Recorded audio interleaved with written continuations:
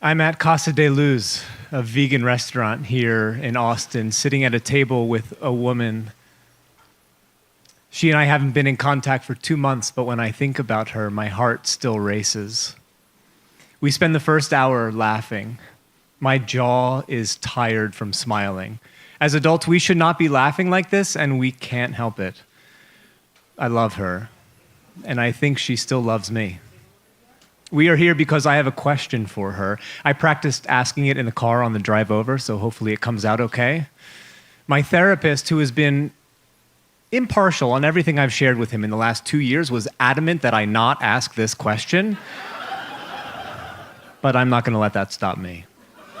She and I met a year ago when I moved to Austin, since we go to the same yoga studio.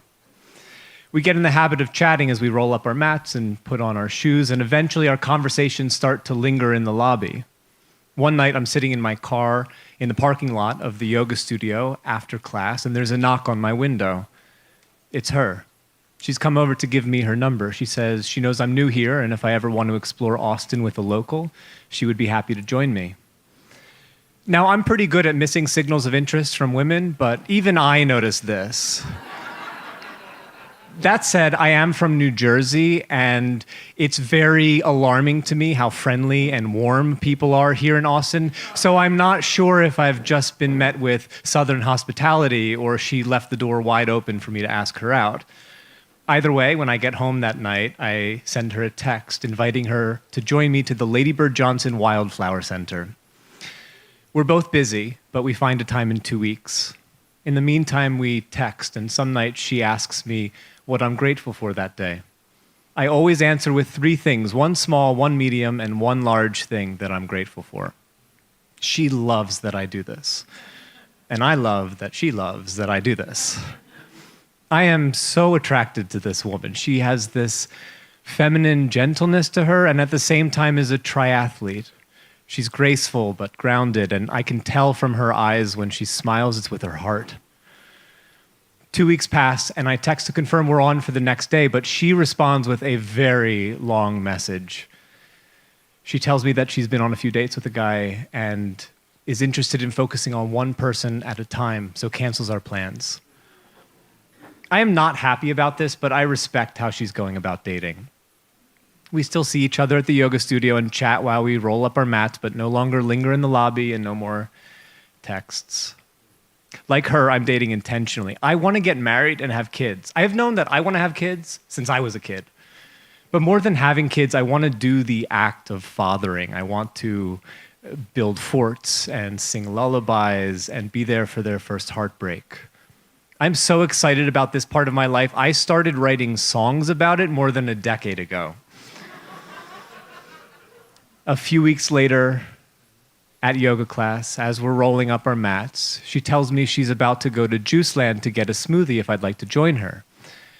I say, as a newcomer here, it's only right that I have an Austin native take me for my first time to this local institution. So we go. Standing outside of Juiceland drinking our smoothies, I learn that she's vegan, which I am not. However, I have a surefire way of connecting with vegans here in Austin, and that is over the fantastic ice cream at Gotti. So I ask her, what is your favorite flavor at Gotti? And she's never heard of it. She says we should check it out sometime. Now, I don't want to get too excited, but I do anyway. A week later, we are in my car on our way to Gotti, stopped at a red light. Under normal circumstances, I would turn right on red. However, in this moment, there is a beautiful woman sitting 2.5 feet to my right, and while I am not concerned about getting us there safely, turning right on red is a little more than I can manage right now. So I wait for the light to turn green. Sitting at Gotti, eating our ice cream, I finally ask her, so, how are things going with this guy? She tells me that ended, and I try not to celebrate too visibly. Our conversation drifts to her niece and nephew and their last visit, where they built forts together. I tell her that building forts is roughly 20% of the reason that I want kids. And she tells me that having nieces and nephews does that just as well. My ears perk up at this, and I have a sense that she doesn't want kids. A little later, she confirms my suspicion that she does not want kids. Of course, this was too good to be true.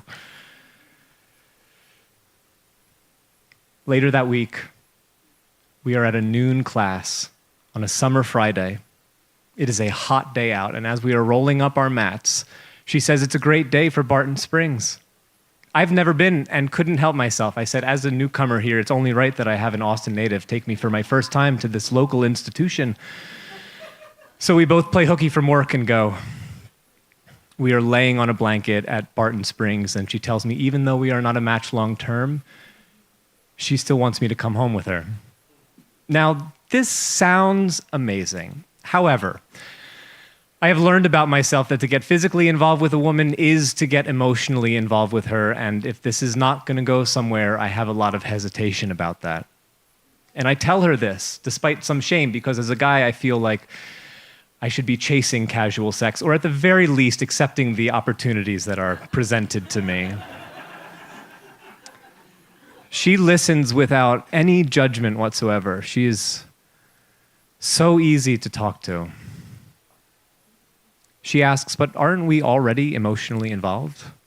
And that is true. She works in school, so has summers off, and is going to be leaving Austin for 2 months and 48 hours. The next night, after much deliberation, I am sitting on her bed. There's a guitar in the corner, and she tells me I can play. I play her a song that I wrote. The first verse is, I'm picturing 3 kids in their car seats. I grab your ass as we take our time loading the groceries. You're not quite sure if you're angry. I'd be lying if I didn't say that look was sexy. The chemistry we enjoyed at the yoga studio and over ice cream in Barton Springs were all trustworthy indicators of the chemistry that we have here in her apartment. Our first kiss is amazing, and the night only gets better from there.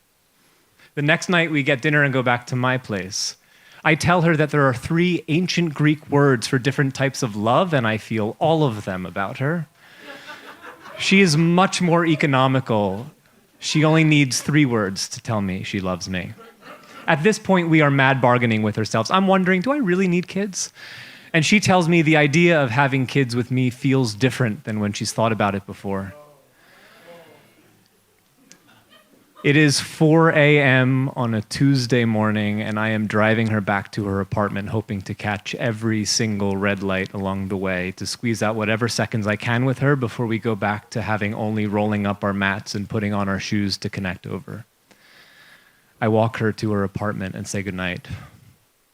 Later in the summer, I'm talking with a friend, and our conversation gets on to what I would do if my future wife and I couldn't have kids. And I say, that's obvious. I would want to adopt. It's not my first choice, but I wouldn't let that stop me and the woman I've chosen to spend my life with from building the lives that we want.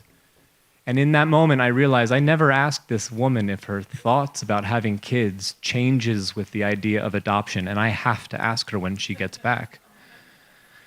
So we are here at Casa de Luz. My jaw is tired from smiling, and I tell her, I know the reason we are not together is kids, and I am not trying to convince you of anything. But I never asked you if your thought about having kids changes with the idea of adoption, because if it did, I would want to know that. She tells me that she's not sure. And a tiny part of me, the hopeful part, hears that as possibility.